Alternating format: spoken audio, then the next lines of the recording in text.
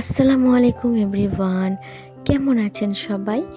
আমি নূর, Indian blogger মাম নূর চ্যানেলে আরও একবার স্বাগত জানাই। আজকের ব্লগটা বিকেল থেকে শুরু করেছি। কালকে এই গাছের গোড়ায় খোল ভেজানো পানি দিয়েছিলাম। তো ওইভাবে আপনার ভাইয়া বললেন যে এগুলো একটুখানি নিচের থেকে উস্কে দাও মাটিগুলো, দিয়ে তারপর অল্প অল্প পানি দাও, দেখবে গাছে অনেক সুন্দর গাছগুলো বাড়বে। তো এই জায়গাটা তো আপনাদের সঙ্গে শেয়ার করা হয়নি। এখানে অনেকগুলো গাছ এনে লাগিয়েছি। আর এই যে দেখেন, এই অ্যালোভেরা গাছটা আমার পাশে একটা মামি হয়, সে আমাকে দিয়েছে। এই গাছটাকে 3টে বড় বড় গাছ আছে এর মধ্যে, তো গাছে পানি দিয়ে দিচ্ছি। এরপর এটা হচ্ছে আমি সন্ধ্যাবেলা অনেক কাজ করেছি, কিন্তু সেটা আর ভিডিও আকারে শেয়ার করতে পারলাম না। তো এর মধ্যে হচ্ছে রাত্রেবেলা একটু তাড়াতাড়ি আজকে রাতের খাবারটা বানিয়ে নিচ্ছি, কারণ আজকে একটু কাজ করব। আর আমরা মধ্যবিত্তরা না একটু স্বপ্ন দেখতে ভালোবাসি, আর সেটা সাধ্যের বাইরে হলে আমরা সেটাকে কিভাবে নিজের সাধ্যের মধ্যে করতে পারি সেটা চেষ্টা করি। তো আমি পরোটাগুলো ভেজে নিলাম এবং ডিমটাকে ঝুরি করে ভেজে নিচ্ছি। আর এখানে আমি একটা আলুর তরকারি বানিয়ে রেখেছি আগে থেকেই। তো ডিমটা ভেজে ওর মধ্যে দিয়ে দিচ্ছি ধনেপাতা কুচি, কাঁচা লঙ্কা দিয়েছি, মটরশুঁটি দিয়ে একটা সুন্দর তরকারি বানিয়ে নিয়েছি। এরপর এটাকে ঢাকনা দিয়ে রেখে দিচ্ছি। তো দেখতেই পাচ্ছেন, এই দেখেন দেয়ালগুলো একেবারে খারাপ হয়ে গেছে।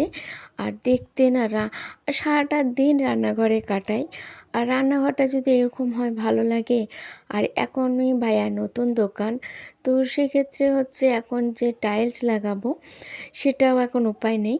তো নিজেই বুদ্ধি করে তো চেষ্টা করছি, যে জানি না ভালো হবে কি, এখনও জানি না, কারণ এটা অনলাইন থেকে অর্ডার করে আমি এটাকে আজকে লাগাবো। তো আমি এখানে অনলাইন থেকে অর্ডার করেছিলাম এগুলো।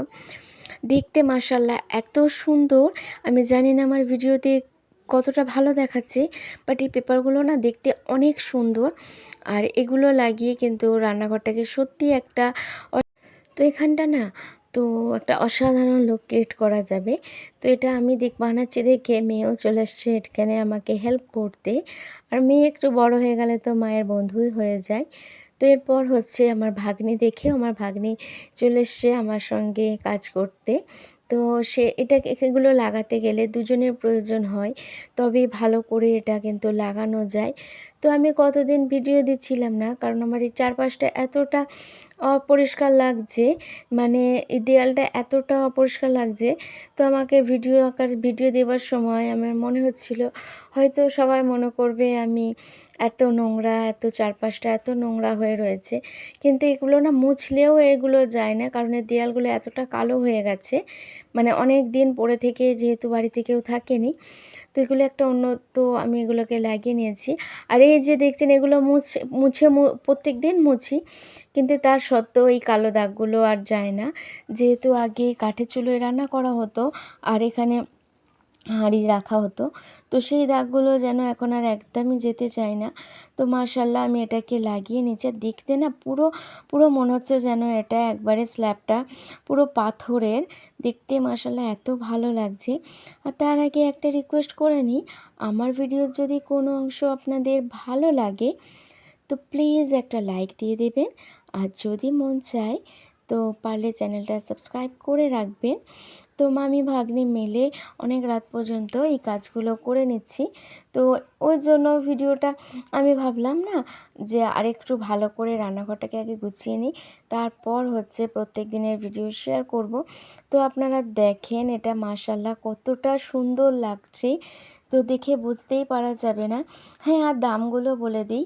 এই ওয়ালপেপারটা নিয়েছে আমার তিনটে 150 টাকা, আর নিচে স্ল্যাবেরটা আমার নিয়েছে 295 টাকা।